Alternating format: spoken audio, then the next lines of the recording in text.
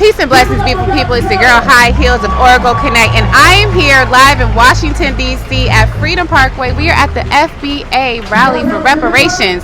Now, I just met this beautiful man. His spirit is so amazing. Can you tell the people who you are? Hello, everyone. I'm Greg Marcel Dixon. I'm a teacher from South Carolina and a current congressional candidate running for office for South Carolina's 6th U.S. Congressional District. Okay, perfect. So now we're here at the reparations rally. What does reparations mean to you? Reparations means that you have to repair what you have broken.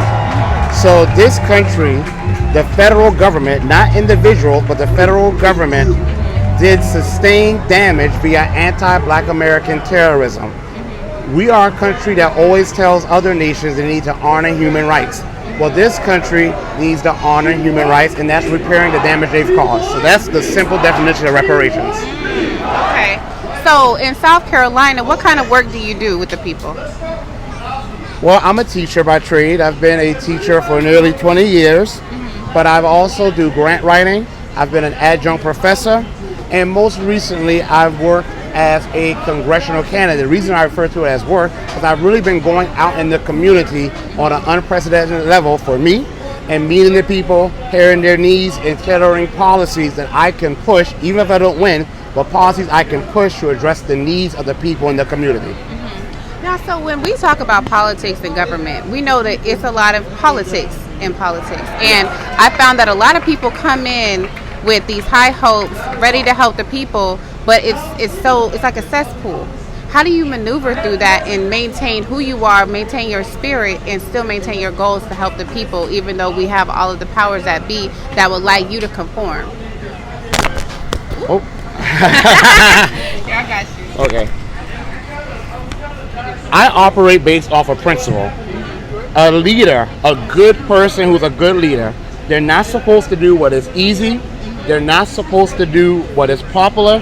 They're only supposed to concern themselves with what is right. The problem is we have a lot of people in positions of power that do not have principles. They do not have integrity. So maybe they go there with good expectations, but they're lured away by the desire to have power or the desire to have money, or maybe it's a need. But if we have integrity and we have principles, we're going to concern ourselves with what is the right thing to do. And unlike a lot of other people, I don't expect much from these politicians, nor from the government, but I expect a lot from myself. So I'm going to hold myself accountable. Yes, beautiful, man. That is powerful. Now, so what is your precinct, or what is your district in South Carolina? My district is South Carolina District 6. It has 11 counties. It's majority rural. It goes from the center of South Carolina down to the coast, and I'm of the coast. So I really am honored to campaign and hope to be able to represent my district because it's my home and it's the culture. Gullah Geechee culture is the culture from where I ran. Oh, definitely Gullah Geechee. That's what it is. Yes. Okay. Very proudly Gullah Geechee, or Sea Island Creole as we are more anthropologically called. Yes.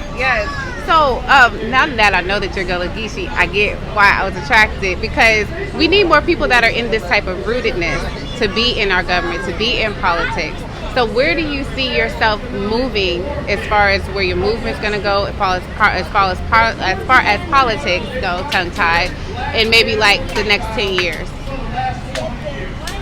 Really, it's going to have to be the next 10 minutes because we are people in crises.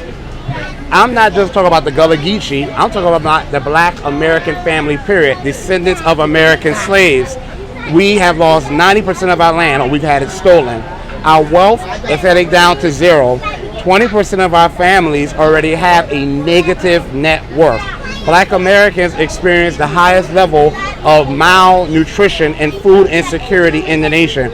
I can go on. So we are really in an existential crisis. Not saying that our population will not be here. We will always be here, but we will be politically and economically to a point of no return if we don't act now. So I have a good vision for the movement. When I first ran, I had never been involved in politics before. I had only voted one time in my life, and that was in 2020. But it wasn't to vote for anyone. It was more or less to vote against someone. But I, with just 6 months left in the campaign, said I was going to run. I had no money, no name recognition, had never really been a political person, no background, no connections, and yet I was able to get nearly 5% of the vote. And a district has almost 700,000 people and is a massive district. So now that people know of me a bit more than they did the first time around, and now that I do have some funding and some connections, I am confident that people are going to take to the message that right is wrong is wrong. If you have damage or you've broken something, you have a responsibility to repair it. And it doesn't matter whom a particular person might be. In this case, it's descendants of American slaves. And this is a message for everyone, because reparations is not saying an individual pays another individual. It's simply the federal government saying this is your inheritance and we owe it to you. And it's going to benefit everyone in this country. Yes, all right, thank you. So this is part of what I want to see is more people who are saying, I don't come from a background of government. I don't come from politics. This is my first time doing this, but it's real people who understand the voice of the people, who is here to fight for the people. Because I think that's the only way that we can clean politics up and clean government up. Because I came across their mayoral candidate that's out there, and she was like, I don't come from politics. So people like you are who we want to support. How can everybody follow you, get involved in your movement, and support you? Let me add something real quick and say, it's not just important for us to come from politics. People who come from pain, people who come from poverty, people who come from the experience of knowing what it's like to not have, to not be represented, to not have any hope. We need more people like that in power, and not people who are so far removed from the harsh experiences economically, socially of day-to-day people that they don't feel the desire to get things done. So for those who would like to know more about me, you go to marcelforcongress.com. That's MarcelForcongress.com. I'm very active on social media, Twitter, Marcel, the digit for Congress. All right, perfect. Thank you so much, sir. I can't wait to see you get on the stage and speak. Guys, keep up. I know. Hey, you know what? Nerves are good because that means you about to do something powerful. And that means you care about yes, it. Right. Yes.